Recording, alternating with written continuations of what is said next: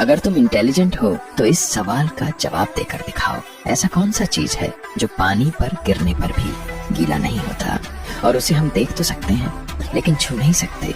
इसका जवाब कमेंट में बताओ। इसका जवाब 99% लोग नहीं दे पाते हैं। अगर तुम 1% में आते हो तो बताओ। एक कमरे में 2 माँ 2 बेटी और एक नानी है, तो बताओ कमरे में कुल कितने लोग हैं? तो इसका जवाब कमेंट में बताओ और ऐसे प्रश्न के लिए मुझे फॉलो भी कर लो।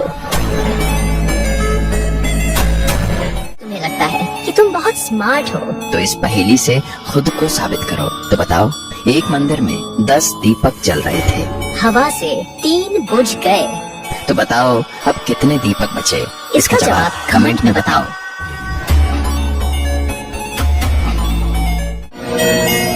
अगर आप खुद को स्मार्ट समझते हो तो इस सवाल का जवाब देकर दिखाओ, क्योंकि ये सवाल किताबों में नहीं दिमाग वालों के लिए है। सवाल, एक बस में 5 लोग बैठे थे, स्टॉप पर 3 लोग उतर गए और 2 नए चढ़ गए।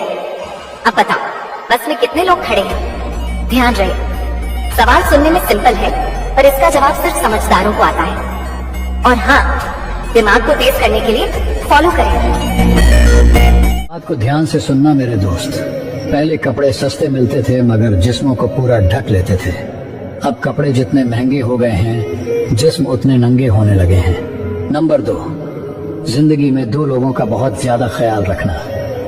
पहला, वो जिसने तुम्हारी जीत के लिए अपना सब कुछ हार दिया, यानी तुम्हारा बाप।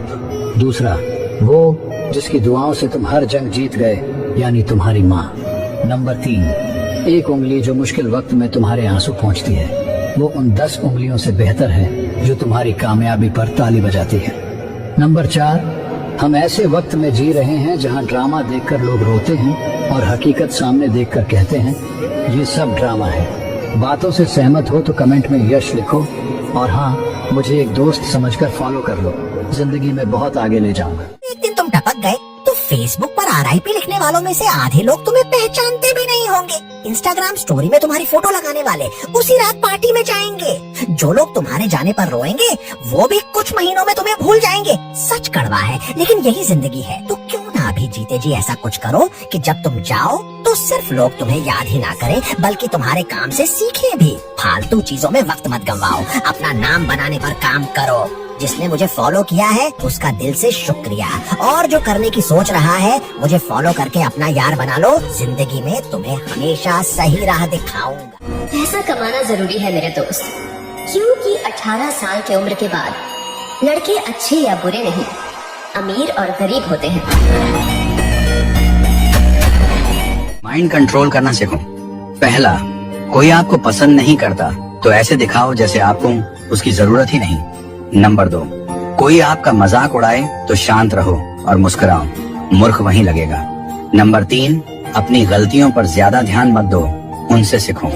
नंबर 4, सबके सामने ऐसे रहो जैसे तुम्हें कोई फर्क नहीं पड़ता। जीवन में कभी भी किसी को समय देने के लिए फोर्स मत करो। यदि उसको आपकी वैल्यू होगी तो खुद वो आपके लिए समय निकालेगा। इन 3 चीजों के कारण लोग आपकी इज्जत नहीं करते। पहला, कभी भी किसी से बातचीत करने के लिए उसके सामने हाथ पैर मत जोड़ो। यदि वह आपसे बातचीत नहीं कर रहा है तो इसका मतलब वह आप में इंटरेस्ट नहीं है। दूसरा, गलतियां सामने वाला करता है और सॉरी आप बोलते हो, इसलिए वो और गलतियां करते हैं और कभी भी अपनी गलतियां नहीं मानते। और तीसरा, हर टाइम हर किसी के लिए अवेलेबल रहना छोड़ दो, इससे आपकी इज्जत कम होती है।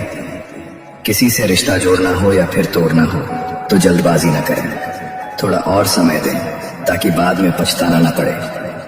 कोई आपका विश्वास तोड़े तो उसका धन्यवाद करो, क्योंकि वह हमें सिखाते हैं कि विश्वास बहुत सोच समझ कर करना चाहिए। सहमत हो तो कमेंट में यस जरूर लिखें। कृष्ण कहते हैं, कभी भी दुनिया की बातों से अपने मन को दुखी मत करो। लोग क्या सोचते हैं ये उनका कर्म है, तुम क्या करते हो ये तुम्हारा धर्म है। दुनिया में सब तुम्हें पसंद करें ये संभव नहीं। लोगों की बातों पर ध्यान दोगे तो जीवन भर उलझते रहोगे। जो तुम्हें आज नकारते हैं कल वही तुम्हारी तारीफ करेंगे। जब समय बदलेगा लोगों की सोच भी बदल जाएगी। लोग तुम्हें तभी तक अच्छा कहेंगे जब तक तुम्हारी बातें उनके हिसाब से हो। जैसे ही तुम अपनी राह पर चलोगे वो तुम्हारी आलोचना शुरू कर देंगे। अगर लोग तुम्हारे खिलाफ हैं तो इसका मतलब ये नहीं कि तुम गलत हो। जरूरी नहीं कि बहुमत हमेशा सही हो। जो सत्य के मार्ग पर चलता है उसे भीड़ की परवाह नहीं करनी चाहिए। जय श्री कृष्ण। अहंकार में अंधे लोग अक्सर अपनों को भी पराया समझ बैठते हैं। श्री कृष्ण ने अर्जुन से कहा था, जब तुम्हारा घमंड टूटेगा तभी तुम्हें अपनी गलती दिखेगी। सच्चाई की राह अकेली होती है, लेकिन जीत हमेशा उसी की होती है। भीड़ हमेशा आसान रास्ते पर चलती है, कठिन रास्तों पर चलने वाला ही इतिहास बनाता है। किसी के लिए कितना भी करो, अगर वो स्वार्थी है तो एक दिन तुम्हें ही दोष देगा। श्री कृष्ण ने द्रौपदी की लाज बचाई, पर युद्ध हुआ, क्योंकि लोग अपने स्वार्थ से अंधे थे। धोखा देने वाले को माफ कर दो, लेकिन भूलना मत, क्योंकि जिसने एक बार जहर दिया वो दोबारा भी दे सकता है। मनुष्य का सबसे बड़ा शत्रु उसका अपना मन है। अगर मन पर काबू नहीं तो बाहर की दुनिया से लड़ना व्यर्थ है। जो होना है वो होकर रहेगा। इसलिए चिंता नहीं, चिंतन करो। ध्यान दूसरों की बातों पर नहीं, अपने कर्म पर दो। कड़वा है लेकिन सच है। जय श्री कृष्ण। एक शांत व्यक्ति को कोई परेशान करता है तो वो उसे इग्नोर कर देता है और सामने वाले को लगता है शायद कमजोर है और लड़ना नहीं जानता, पर ऐसा बिल्कुल नहीं है। शांत रहने वाला सामने वाले से नहीं बल्कि खुद से डरता है, क्योंकि उसे पता है अगर उसका गुस्सा फूटा तो सामने वाला टिक नहीं पाएगा। क्योंकि एक शरीफ इंसान जब अपने गुस्से का कहर दिखाता है तो शैतान भी कान को हाथ लगा लेता है। सहमत हो तो मुझे फॉलो कर लो, शायद मैं दोबारा न मिलूं। दौर था जब लोग बिना पहचान पूछे मदद कर देते थे।